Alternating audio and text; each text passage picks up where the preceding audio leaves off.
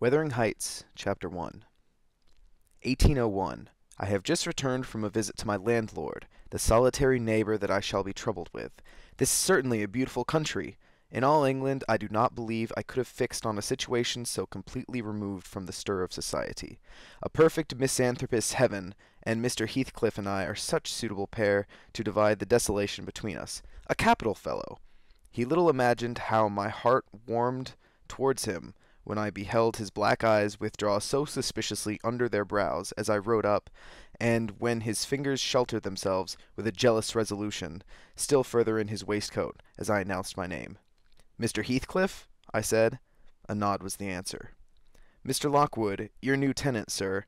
I do myself the honour of calling as soon as possible after my arrival, to express the hope that I have not inconvenienced you by my perseverance in soliciting the occupation of Thrushcross Grange.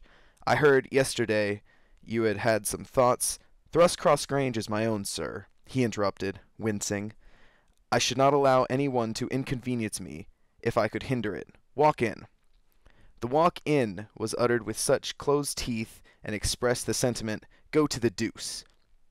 Even the gate over which he leant manifested no sympathizing movement to the words, and I think that circumstance determined me to accept the invitation. I felt interested in a man who seemed more exaggeratedly reserved than myself. When he saw my horse's breast fairly pushing the barrier, he did pull out his hand to unchain it, and then sullenly preceded me up the causeway, calling, as we entered the court, "Joseph, take Mr. Lockwood's horse, and bring him up some wine." Here we have the whole establishment of domestics, I suppose, was the reflection, suggested by this compound order. No wonder the grass grows up between the flags, and cattle are the only hedge-cutters. Joseph was an elderly, nay, an old man, very old, perhaps, though hale and sinewy. "The Lord help us," he soliloquized in an undertone of peevish displeasure, while relieving me of my horse, looking, meantime, in my face so sourly that I charitably conjectured that he must have need of divine aid to digest his dinner, and his pious ejaculation had no reference to my unexpected advent. Wuthering Heights is the name of Mr. Heathcliff's dwelling, Wuthering being a significant provincial adjective, descriptive of the atmospheric tumult to which its station is exposed in stormy weather. Pure, bracing ventilation they must have up there, at all times indeed. One may guess that the power of the north wind, blowing over the edge by the excessive slant of a few stunted firs at the end of the house, and by range of gaunt thorns all stretching their limbs one way, as if craving alms of the sun. Happily the architect had the foresight to build it strong. The narrow windows were deeply set in the wall, and the corners defended with large jutting stones. Before passing the threshold, I paused to admire a quantity of grotesque carving lavished over the front, and especially about the principal door, above which, among a wilderness of crumbling griffins and shameless little boys, I detected the date 1500, and the name Hareton Earnshaw. I would have made a few comments and requested the short history of the place from the surly owner, but his attitude at the door appeared to demand my speedy entrance, or complete departure, and I had no desire to aggravate his impatience, previous to inspecting the penetralium. One step brought us into the family sitting-room, without any introductory lobby or passage. They call it here the house, preeminently.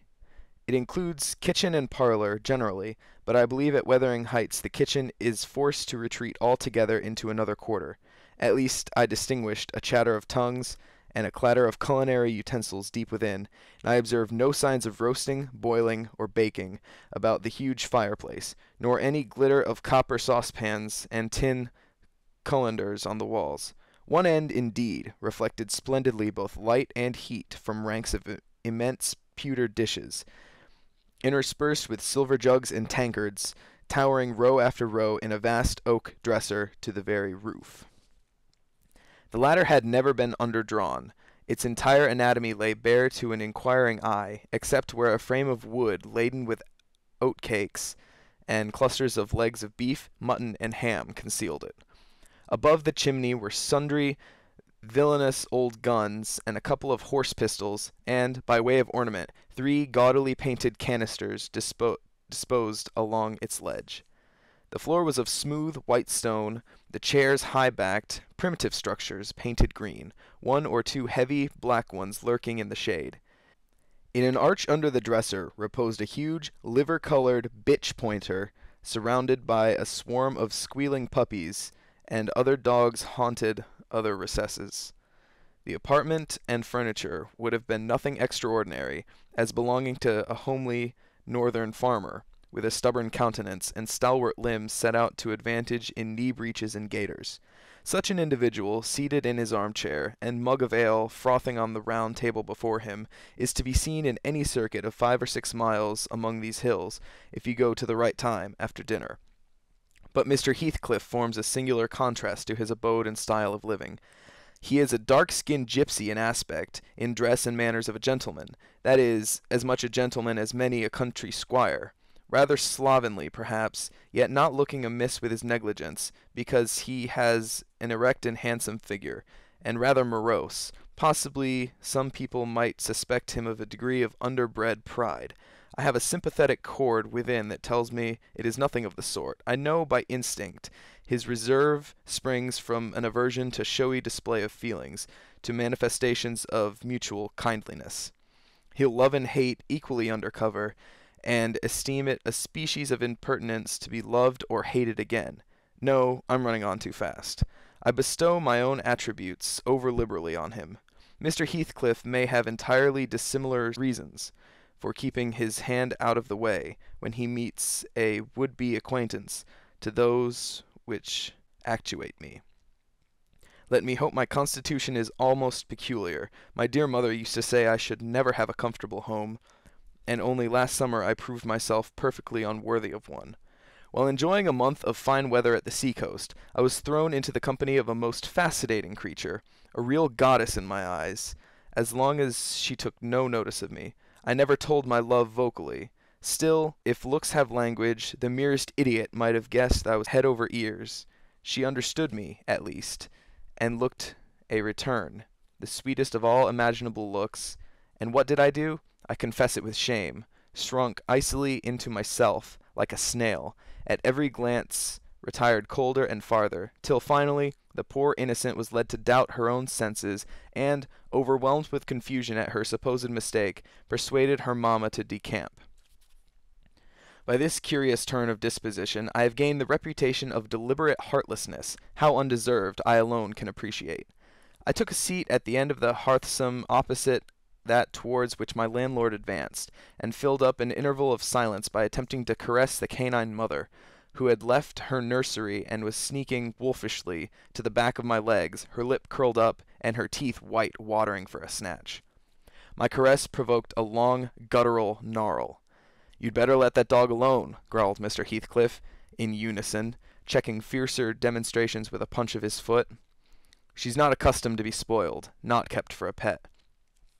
Then, striding to a side door, he shouted again, "Joseph!"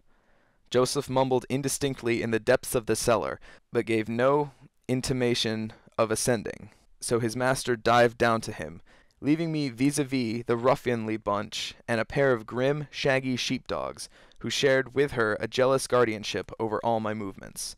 Not anxious to come in contact with the fangs, I sat still, but, imagining they would scarcely understand my tacit insults, I fortunately indulged in winking and making faces at the trio, and some turn of my physiognomy so irritated madam that she suddenly broke into a fury and leapt on my knees. I flung her back and hastened to interpose the table between us. This proceeding roused the whole hive. 6 4-footed fiends of various sizes and ages issued from hidden dens to the common centre. I felt my heels and coat laps peculiar subjects of assault, and, parrying off the larger combatants as effectually as I could with the poker, I was constrained to demand aloud assistance from some of the household in re-establishing peace. Mr. Heathcliff and his man climbed the cellar steps with vexatious phlegm.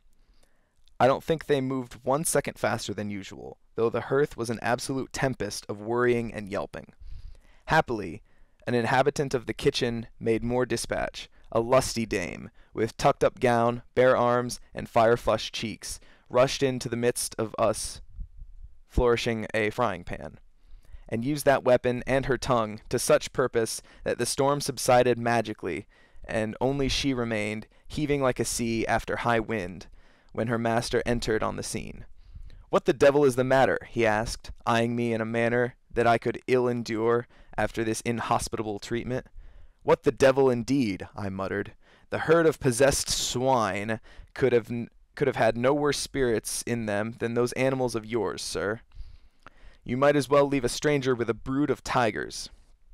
"They won't meddle with the persons who touch nothing," he remarked, putting the bottle before me and restoring the displaced table. "The dogs do right to be vigilant. Take a glass of wine?" "No, thank you." "Not bitten, are you?"